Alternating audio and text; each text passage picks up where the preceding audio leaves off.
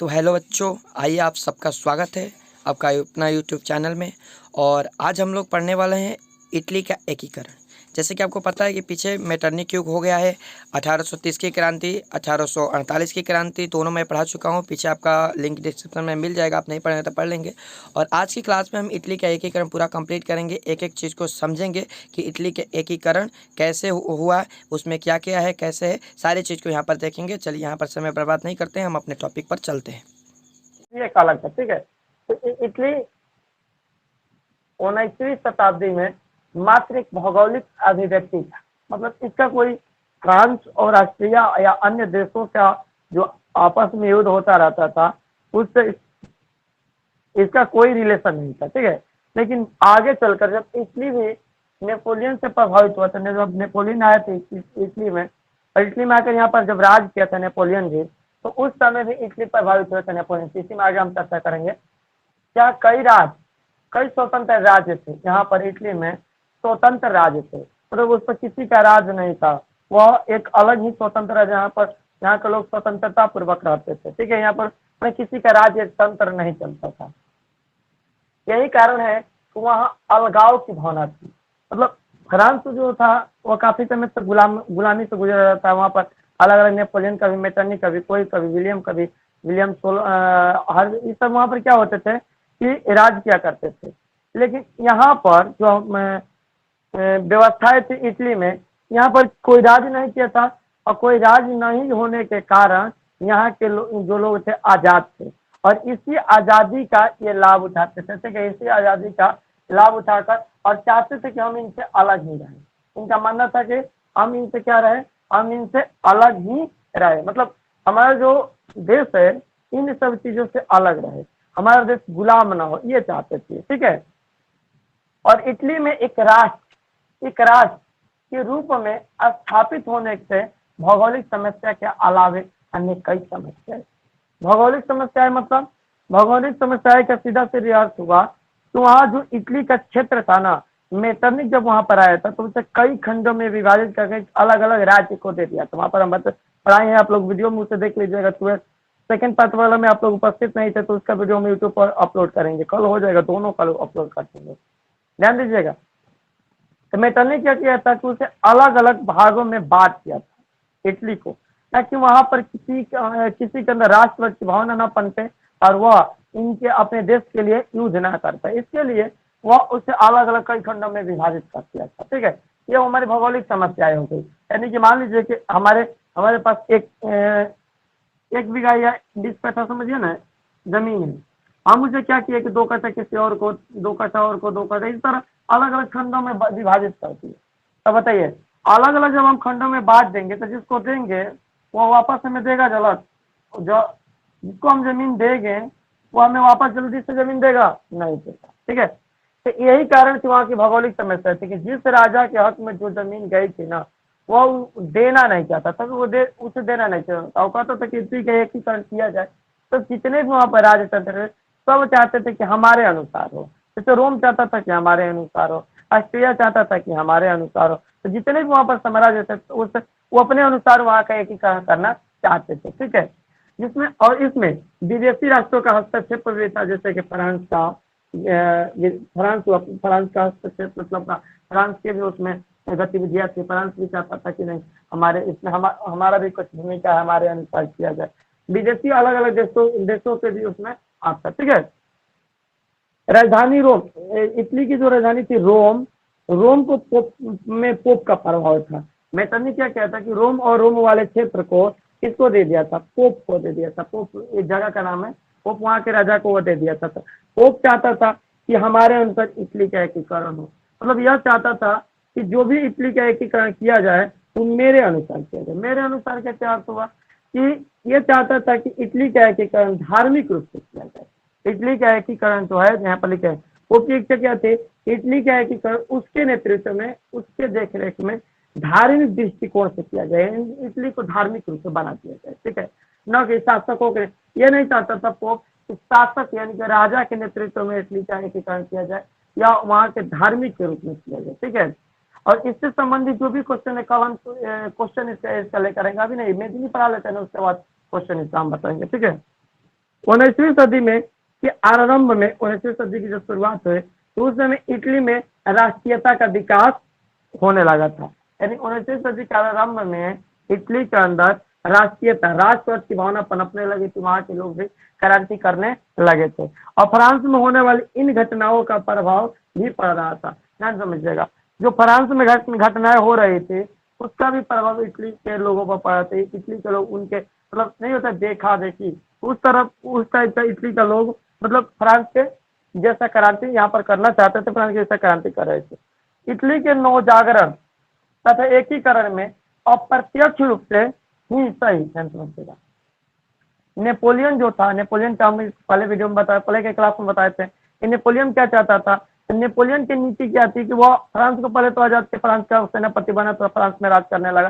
तो उसके बाद फ्रांस के बाद वो कहाँ पहुंचा था, और अपने आसपास के अलग अलग क्षेत्रों में। वहां पर जब ये पहुंचा ना, तो जिससे कहाँ पर पहुंचा, यहाँ इटली में पहुंचा। इटली के लोगों ने कहा कि भाई आप यहाँ पर आकर राज कीजिए, शासन कीजिए। जब वहां पर शासन करने लगा नेपोलियन, तो गलती से ही सही लेकिन वहां पर राष्ट्रवाद का विकास कर चुका था। ये बता चुके हम आपको, गलती से ही सही लेकिन वहां पर राष्ट्रवाद के विकास कर चुका था। और यह गलती से मैंने अप्रत्यक्ष रूप से, मतलब जानबूझ कर नहीं, अप्रत्यक्ष बिना अनजान में ही सही। परंतु नेपोलियन के महत्वपूर्ण योगदान क्या था, वहां पर उसने इटली के 3 भागों में बांट दिया था, ध्यान से समझिएगा। बाद में मेटरनिख इसे कई खंडों में कर दिया। 3 भाग याद रखिएगा। नेपोलियन ने इसे क्या किया था, 3 भागों में विभाजित कर दिया था, ठीक है। वहां पर नेपोलियन की सबसे बड़ी भूमिका राष्ट्रपति की भावना का प्रचार करना, याद रखिएगा। नेपोलियन इसे 3 भागों में बांटा था। सिस्पाइन, याद रखिएगा, सिस्पाइन, लिगुनियन, सिस्पाइन गणराज्य था, ये एक गणराज्य था, और लिगुनियन, सिस्पाइन, लिगुनियन और ट्रांसपेडेन, याद रखिएगा। नेपोलियन द्वारा बांटे गए इटली के 3 क्षेत्र सिस्पाइन, लिगुनियन, ट्रांसपेडेन, सिस्पाइन, लिगुनियन, ट्रांसपेडेन, 3 भागों में क्या किया था, इटली को बांट दिया था। और वहां पर शासन करने के लिए, वहां पर अपना शासन जमाने के लिए, गतिविधियां बढ़ाने के लिए, तेजी से काम करने के लिए अपना वहां पर यातायात की सुविधा भी की थी, ठीक है। यातायात की सुविधा वो जनता के लिए नहीं, अपने लिए क्या था, लेकिन जनता भी उसे इस्तेमाल कर रही थी। यातायात में तो समझ रहे ना, सड़कों की व्यवस्था है, सड़कों के संचार की व्यवस्था वहां पर किया था ताकि अच्छे से राज कर सके, ठीक है। इन सभी कारणों से वहां पर जागृति जगी। इन सब चीजों को देखकर जो वहां के लोग थे ना, उनके अंदर क्या हुआ, जागृति जागी, भावना जागी कि नहीं, हमें भी राष्ट्रवाद के मार्ग पर चलना चाहिए। राष्ट्रवाद, ऐसा समझो कि राष्ट्रवाद उनके अंदर में जागा इन सब चीजों को देखकर। नेपोलियन का जब पतन हुआ 1814 में, उसका पतन हुआ था, पीछे इसको बता चुके हैं। नेपोलियन की ऑब्जेक्टिव क्वेश्चन आपको एग्जाम में पूछ सकता है, ध्यान रखिएगा। नेपोलियन के जब पतन हुआ, तो पतन के बाद जब वियना कांग्रेस किया गया, वियना का कॉन्फ्रेंस कब हुआ था, 1815 में, याद रखिएगा। ये 1814 में नेपोलियन का पतन 1814 में हुआ, तो वहां कौन सा जीता, मेटरनिख जीता, ठीक है। और इसके बाद में वियना कांग्रेस 1815 में किया गया। मेटरनिख ने वियना समझौता किया था, वियना कांग्रेस किया था, जिससे नए नई नीति का निर्माण किया, ठीक है, 1815 में। और इटली के जो पुराने रूप थे वो लाने का प्रयास नेपोलियन क्या किया था कि इसे 3 भागों में बांट दिया, ठीक है। लेकिन जब मेटरनिख आया, तो मेटरनिख वाला में आप पढ़ाएं आपको कि मेटरनिख जब आया तो वो क्या किया था, वो चाहता था कि जो पुराने राजतंत्र व्यवस्था है, राजतांत्रिक व्यवस्था है, वही व्यवस्थाएं रहे, नई व्यवस्थाएं यहाँ पर नहीं आए। वो उसका मानना था कि जो नई व्यवस्थाएं है वह नहीं आए, नेपोलियन की बिल्कुल नीति न चले। जो पुराने राज्य व्यवस्थाएं थी ना, राजा लोग की जो व्यवस्थाएं थी, वही व्यवस्थाएं यहाँ पर चले, हर जगह वही व्यवस्थाएं वो चाहता था। पुराने जो निरंकुश राजा थे उन्हें वो भगवान के अवतार तक मानता था, ठीक है। मेटरनिख ने क्या किया कि जो पुराने व्यवस्था है उसे लाने का प्रयास किया पुनः इटली में। और इससे ध्यान दीजिएगा, वहां पर 2 जो राज्य थे, पिंडमाउंट और सार्डिनिया, पिंडमाउंट और सार्डिनिया का एकीकरण कर दिया, दोनों के एक में क्या किया, ऐड कर दिया, जोड़ दिया, ठीक है। जिससे इटली का एकीकरण में दिक्कत है, वो एक तरह से कहा जाए, ध्यान समझिएगा। जिससे क्या हुआ कि इटली के एकीकरण जो हुआ ना, इटली के एकीकरण होने का प्रयास किया गया, उसकी दिशा तय हुई। इटली के एकीकरण की दिशा तय हुई, मतलब इटली के जो लोग थे ना, उनको एक दिशा मिल गई थी, कैसे हमें इटली का एकीकरण करना है, उनको एक राह मिल गया, जिससे मैंने राह मिल गया, ठीक है। और इटली में 1820 में ही कुछ राज्यों में नागरिक योग, मतलब ध्यान समझिएगा कि 1820 से ही तो 1830 में यहाँ आंदोलन हुआ था फ्रांस में, 1830 की क्रांति, ठीक है, दूसरी क्रांति थी फ्रांस में। लेकिन 1820 में ही इटली में नागरिकों के बीच आंदोलन शुरू हो गए, नागरिक आंदोलन करने लगे थे, ठीक है, वहाँ के शासकों के खिलाफ आंदोलन धीरे धीरे शुरू हो गया था, ठीक है। इसका नेतृत्व मेजनी को जाता है, आगे हम पढ़ेंगे मेजनी कौन था। एक गुप्त दल का गठन हो गया था। गुप्त दल मतलब का बिना बताए, बिना किसी को बताए किसी दल का गठन कर लेते तो उसे हम गुप्त दल बोलते हैं। एक गुप्त दल का गठन हो गया था। कार्बोनरी का गठन, इसे राष्ट्रवादी द्वारा किया गया, राष्ट्रवादियों के द्वारा किया गया। उस गठन का नेतृत्व राष्ट्रवादियों के हाथ में था। और उद्देश्य क्या था उसका, तो छापामारी युद्ध, डायरेक्ट छापामारी, समझ रहे हैं ना, कि कहीं पर जाकर छापा मार देना, कि बिना बताए वहां पर हमला कर देना, तो छापामारी युद्ध द्वारा राजतंत्र, बिना बताए हमला, ठीक है। छापामारी युद्ध के द्वारा राजतंत्र को नष्ट कर गणराज्य की स्थापना करना था। छापामारी युद्ध के द्वारा राजतंत्र को नष्ट कर दिया गया और गणराज्य की स्थापना करने का प्रयास किया गया। यहाँ पर हुआ नहीं, लेकिन प्रयास किया गया। लेकिन जिसके नाम समझिएगा, जोसेफ मेजनी, उनका पूरा नाम था, मेजनी का पूरा नाम जोसेफ मेजनी। यहाँ पर मेजनी सबसे इंपॉर्टेंट वर्ड है। कल हम लोग मेजनी का इतिहास पढ़ेंगे कि मेजनी कौन था, कहाँ से आया था, इसका नीति क्या थी, कैसे भागा, सारे चीज को हम पढ़ेंगे, ठीक है। जोसेफ मेजनी, जोसेफ मेजनी का संबंध इससे था, कौन से गुप्त दल के कार्बोनरी से जोसेफ मेजनी का संबंध था, ठीक है। और 1830 की क्रांति के बाद, जब 1830 में क्रांति हुआ, 1830 की क्रांति हम पढ़ा चुके हैं पिछले क्लास में, तो जब 1830 की क्रांति हुई, कहाँ पर, यहाँ पर इंग्लैंड में, सॉरी फ्रांस में 1830 की क्रांति हुई। 1830 की क्रांति के बाद इटली में भी जोरों शोरों से आंदोलन, अभी गुप्त रूप से आंदोलन शुरू होता था, कहीं कहीं होता था फिर रुक जाता था, लेकिन 1830 की क्रांति के बाद जोरों शोरों से एकदम इटली में 1830 में आंदोलन शुरू हो गए। यहाँ के लोग आंदोलन करने लगे, ठीक है। जिसे मेजनी ने अब इस आंदोलन का लाभ उठाया, कौन, मेजनी। जब ऐसा आंदोलन होने लगे, तो ऐसे आंदोलन का लाभ उठाने का प्रयास कौन किया, मेजनी ने किया। मेजनी ने क्या किया, जो उत्तरी और मध्य जो इटली है, इटली का उत्तरी भाग और मध्य भाग मतलब बीच वाला भाग, और उत्तरी भाग मतलब उत्तर दिशा वाला भाग, दोनों को चाहे कि एक करते, जोड़ दे हम आपस में, ठीक है। लेकिन इसके ऊपर किससे आता, मेटरनिक का आता है। मेटरनिक उस समय यहाँ का चांसलर था ऑस्ट्रिया का। तो उसने क्या किया कि जब देखा कि जोड़ा है ना, तो उसको दबा, उस आंदोलन को क्या किया, मेटरनिक ने दबा दिया, कहा कि नहीं इसे बंद कर दीजिए, मतलब दबा दिया, एक तरह से अपना जोर लगाकर उसे दबा दिया, ठीक है, अपने पावर के इस्तेमाल करके उसे रोक दिया।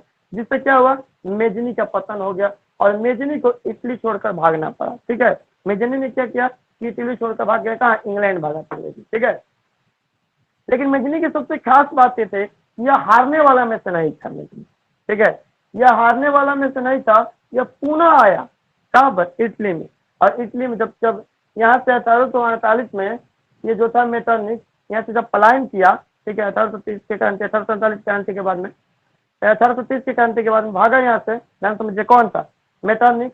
1830 के क्रांति के बाद में पुनः आया कौन, मेजनी, और इटली में अपना जो व्यवस्था था, अपना राजतांत्रिक व्यवस्था था, पुनः लागू कर दिया, कौन, मेजनी, और पुनः इटली के एकीकरण करने का प्रयास कर लिया। लेकिन इसका पुनः एक बार और हार होगा, कल हम लोग इसे पढ़ेंगे कि मेजनी का क्या योगदान था इटली के एकीकरण में, ठीक है।